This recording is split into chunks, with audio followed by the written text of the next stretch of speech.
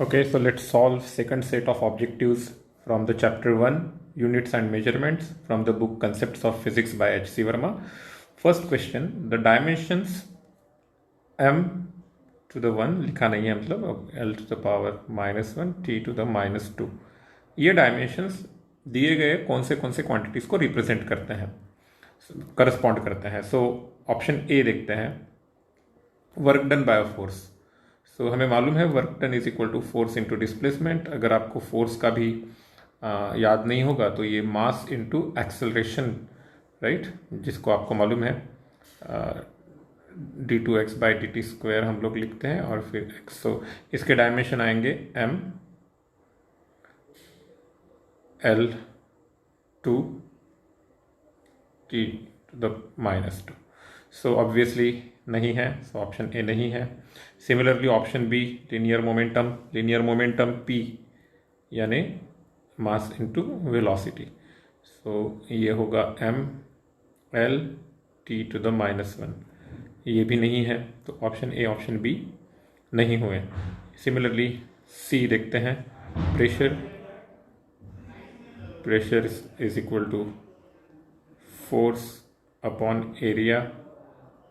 Right, what is force? Force is mass into acceleration. So m l1 to the -2 divided by area. Area is l2. So ये हो जाएगा m l -1 t -2. Yes, so option C हो सकता है. फिर D, ये multiple correct वाला दिख रहा है तो डी भी चेक कर लेते हैं. Energy per unit volume, right. So energy is kind of work done, right. So energy upon volume की बात हुई तो एनर्जी के डायमेंशन यानी वर्क डन के dimension. So m l2 -2 upon volume is l3. So it is m. Yes, so option D भी correct है. तो इन चारों में से जो प्रेशर और एनर्जी पर यूनिट वॉल्यूम, ये दोनों के लिए करेक्ट आया. So I hope you understood this. Let's go to the second question. Choose the correct statements. A dimensionally correct equation may be correct. May भी बोला है, राइट. तो अगर कोई इक्वेशन डायमेंशनली करेक्ट है तो वो करेक्ट हो सकता है. देखो, मस्ट बोला रहता तो मैं ए चूज नहीं करता, लेकिन यहाँ पर ए करेक्ट है. देखो, डायमेंशनली अगर इक्वेशन करेक्ट है तो वो डायमेंशनली करेक्ट जरूर रहता है, लेकिन डायमेंशनली करेक्ट है इसका मतलब इक्वेशन करेक्ट रहेगा ऐसा नहीं. लेकिन यहाँ पर मे बी है तो यस चलेगा. Dimensionally correct equation may be incorrect, right. May be correct, may be incorrect. Then dimensionally incorrect equation may be correct, ऐसा हो ही नहीं सकता, क्योंकि अगर कोई इक्वेशन डायमेंशनली रॉन्ग है तो वो रॉन्ग होगा ही होगा. ठीक है ना. देन डायमेंशनली इनकरेक्ट इक्वेशन में भी इनकरेक्ट, करेक्ट, ये भी. सो यस, यहाँ पर ए, बी और डी. ध्यान में रखना, if equation is correct then वो डायमेंशनली पक्का ही करेक्ट रहेगा, लेकिन डायमेंशनली करेक्ट है तो वो करेक्ट रह सकता है या नहीं रह सकता है. अब ये जो कुछ भी पूरा हमने देखा यहाँ पर, इसको कैसे यूज करना है, थोड़ा सा हमारा थॉट प्रोसेस, कॉमन सेंस हमें डेवलप करना पड़ेगा. कि अगर आपको कोई इक्वेशन, यानी किसी इक्वेशन में आपको 4 ऑप्शंस दिखे और आपको पूछा कि इनमें से कौन सा फॉर्मूला करेक्ट है, राइट, तो आप चारों को डायमेंशनली चेक करो.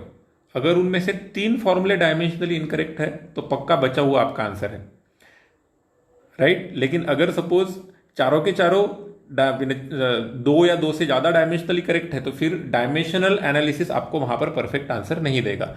आई hope you understand what I am saying. Now, next question. Choose the correct statement or statements. All quantities may be represented dimensionally in terms of the base quantities. Right? वही तो base quantities है कि base quantity खुद base quantities से represent होंगे और बाकी के सभी भी, यानी जैसे लेंथ से रिप्रेजेंट होगा, टाइम से होगा, लेकिन वेलोसिटी लेंथ और टाइम से होगा. इस तरीके से हमें मालूम है कि सभी के सभी डिराइव्ड और फंडामेंटल क्वांटिटीज बेस क्वांटिटी से डिराइव होना ही है. A base quantity cannot be represented dimensionally in terms of rest of the base quantity. ये भी करेक्ट है, क्योंकि आप लेंथ को टाइम में नहीं लिख सकते एग्जाम्पल के तौर पर. Then the dimension of base quantity in other base quantities is always 0. ये भी करेक्ट है. dimensions of derived quantity is never zero in any base quantity, ये तो ज़रूरी नहीं है। जैसे फॉर एग्जांपल अगर हम लोग डिराइव्ड क्वांटिटी वेलोसिटी लेते हैं, सो वेलोसिटी में अगर हम डायमेंशंस ऑफ वेलोसिटी लिखेंगे, राइट, तो उसमें मास तो जीरो आएगा ना। सो यहाँ पर बोला है किसी के लिए नहीं आ सकता, तो डी नहीं होगा। सो ओके, इसमें ए बी सी है। I hope you are able to understand. Very simple questions यहाँ पर थे। आगे के क्वेश्चंस आप सॉल्व करते रहो और डाउट्स पूछते रहो।